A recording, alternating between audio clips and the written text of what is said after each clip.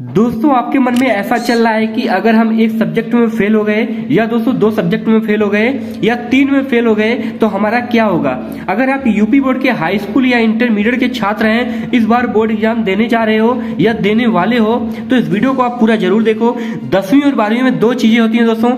पहला है कि कंपार्टमेंट और दूसरा होता है इंप्रूवमेंट। ठीक है, कंपार्टमेंट का मतलब है दोस्तों किसी भी सब्जेक्ट में, यानी कि 10वीं और 12वीं के छात्र किसी भी सब्जेक्ट में फेल हो जा रहे हैं तो वह कंपार्टमेंट में आते हैं। ठीक है, और दोस्तों इंप्रूवमेंट का मतलब होता है कि इंप्रूवमेंट में जैसे मान लीजिए हिंदी का पेपर दोस्तों 100 नंबर का है, यानी कि उसका पूर्णांक 100 है। आप उसमें चाहते थे कि कम से कम हमारा 75 नंबर आए या 85 नंबर आए या 95 नंबर आए, तो दोस्तों आप सभी का नंबर मान लीजिए उस सब्जेक्ट में मान लीजिए 100 में से आप सभी का 60 नंबर आ गया या 55 नंबर आ गया, तो आप उस सब्जेक्ट में यानी कि फिर से फॉर्म उसी सब्जेक्ट का फॉर्म भर के आप परीक्षा देकर के उसमें उस सब्जेक्ट में अच्छा नंबर ला सकते हो। ठीक है दोस्तों, ये इंप्रूवमेंट में आ जाएगा। ठीक है, यानी कि जो अंक सुधार का कार्य चलेगा वह इंप्रूवमेंट में चले जाएगा। ठीक है, लेकिन आप किसी भी सब्जेक्ट में फेल हो जा रहे हो तो आप सभी का कंपार्टमेंट में आ जाएगा। ठीक है, अब बात करते हैं दोस्तों कि कंपार्टमेंट में यानी कि यदि आप दो सब्जेक्ट में फेल हो जा रहे हो तो आप सभी को पास माना जाएगा या फेल माना जाएगा, या आप सभी किसी एक सब्जेक्ट में फेल हो गए तो आप सभी को पास माना जाएगा।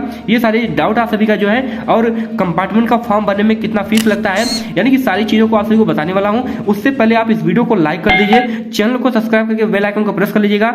दोस्तों अब बात करते हैं कि 10वीं के छात्रों की, यानी सबसे पहले मैं आप सभी को बता दूं, मैं सभी को बता रहे हैं 10वीं के छात्र जितने भी हैं सभी ध्यान से देखें, उसके बाद 12वीं के छात्र देखेंगे। ठीक है दोस्तों, आप सभी को बता दें कि यदि आप किसी भी एक सब्जेक्ट में, यानी कि 10वीं के छात्र के लिए, ठीक है, यदि आप किसी भी एक सब्जेक्ट में फेल हो जा रहे हो हिंदी को छोड़ करके, ठीक है, हिंदी को यदि आप हिंदी में फेल तो सब में फेल माने जाएगा 100%। पहले आप ध्यान से सुन लो, हिंदी में 10वीं के छात्र यदि हिंदी में फेल हो जा रहे हैं तो सब में फेल माने जाएगा। ठीक है, कंफर्म। अब दोस्तों हिंदी के अलावा जैसे मान लीजिए सामाजिक विज्ञान में आपने फेल हो गया या संस्कृत में फेल हो गए तो आप उस सब्जेक्ट में, यानी कि तब भी आपके मार्कशीट में पास लिखा जाएगा। ठीक है, यानी कि आप सभी को पेपर भी नहीं देना पड़ेगा। आप एक सब्जेक्ट में फेल हो तो आप सभी को पास माना जाएगा। ठीक है, लेकिन अब वही बात करें कि 10वीं के छात्र यदि दो सब्जेक्ट में फेल हो गए, ठीक है, 10वीं के छात्र यदि दो सब्जेक्ट में फेल हो गए तो उन सभी छात्रों को किसी भी एक सब्जेक्ट में, जैसे मान लीजिए इंग्लिश में फेल हुए हैं और सामाजिक विज्ञान में, ठीक है, तो इंग्लिश या सामाजिक विज्ञान में किसी एक का फॉर्म भर के, यानी कंपार्टमेंट का फॉर्म भर के दोस्तों आप सभी को किसी एक सब्जेक्ट का पेपर देना पड़ेगा। ठीक है, अनिवार्य है, तभी आप सभी का पास माना जाएगा, वरना आप सभी फिर से यानी कि एक साल फिर से पढ़ाई करनी पड़ेगी। 100% कंफर्म हो गया। और दोस्तों यदि आप 3 सब्जेक्ट में 10वीं के छात्र फेल हो जा रहे हैं 3 सब्जेक्ट में, ठीक है, तो वे पूरी तरीके से फेल माने जाएंगे, यानी कि उन्हें फिर से एक साल पढ़ाई करनी पड़ेगी, 100% पढ़ाई करनी पड़ेगी। अब दोस्तों आप सभी को एक बात समझा दूं कि 12वीं के छात्रों के लिए क्या है। यदि आप दोस्तों 12वीं के छात्र जो है दोस्तों हिंदी में फेल हो जा रहे हैं तो सब में फेल, यानी कि हिंदी में फेल तो सब सब्जेक्ट में फेल, यानी कि उनकी मार्कशीट में फेल लिखा जाएगा। ठीक है, क्लियर। अब दोस्तों बात करते हैं यदि 12वीं के छात्र या बायोलॉजी या केमिस्ट्री यानी कि किसी एक सब्जेक्ट में फेल हो जा रहे हैं, यानी कि हिंदी को छोड़ करके दोस्तों हिंदी को छोड़ करके फेल हो रहे हैं तो उन्हें भी पास माना जाएगा। ठीक है, लेकिन आप सभी को बता दें कि यदि वे छात्र दोस्तों किसी दो सब्जेक्ट में, यानी कि मान लीजिए इंग्लिश में फेल हो जा रहे हैं और बायोलॉजी में, ठीक है, या मान लीजिए केमिस्ट्री में, इंग्लिश और केमिस्ट्री में, ठीक है, इंग्लिश और केमिस्ट्री में यदि फेल हो जा रहे हैं तो उन्हें दोस्तों किसी एक सब्जेक्ट का पेपर देना ही पड़ेगा, यानी कि 10वीं के छात्रों के लिए भी है और 12वीं के छात्र भी ऐसे ही। ठीक है, यानी कि किसी एक सब्जेक्ट का पेपर देना पड़ेगा। तो आप सभी को क्लियर होगा कि यदि आप 3 सब्जेक्ट में फेल हो जा रहे हो, यानी कि 3 सब्जेक्ट में फेल बराबर, यानी कि सब में फेल, ठीक है, यानी कि सब में फेल। और यदि 2 सब्जेक्ट में फेल तो आप सभी को एक पेपर देना ही पड़ेगा। ठीक है, यानी कि एक पेपर आप सभी को फॉर्म भर के देना पड़ेगा।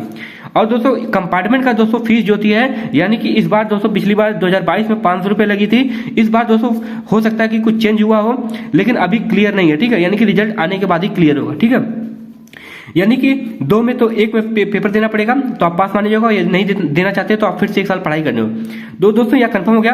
अब दोस्तों इंप्रूवमेंट का मतलब होता है कि जो दोस्तों आप सभी का यदि मान लीजिए हिंदी में आप सभी 50 नंबर पा गए, आप सभी को उसमें से कम 100 नंबर का आप सभी का पूर्णांक था, उसमें से आप 75 पाना चाहते थे या 280 लाना चाहते थे, लेकिन आप सभी का बाई चांस यहाँ पे 50 नंबर आए तो आप इंप्रूवमेंट का किसी भी सब्जेक्ट का फॉर्म भर के उस सब्जेक्ट की परीक्षा देकर के आप अच्छा नंबर ला सकते हो।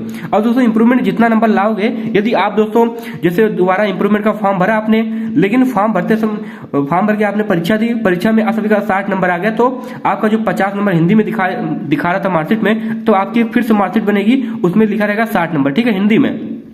तो आपके नंबर बढ़ जाएंगे दोस्तों। वहीं पे आप सभी के मान लीजिए कम नंबर आए, जैसे मान लीजिए 50 नंबर आप पहली बार पाए थे और दूसरी बार दोस्तों आप सभी का 49 पा गए, मान लीजिए 45 पा गए, ठीक है, तो 45 ही पा गए, तो आप सभी का जो पहले वाला मार्क्स था यानी कि 50 नंबर वही रह जाएगा, ठीक है।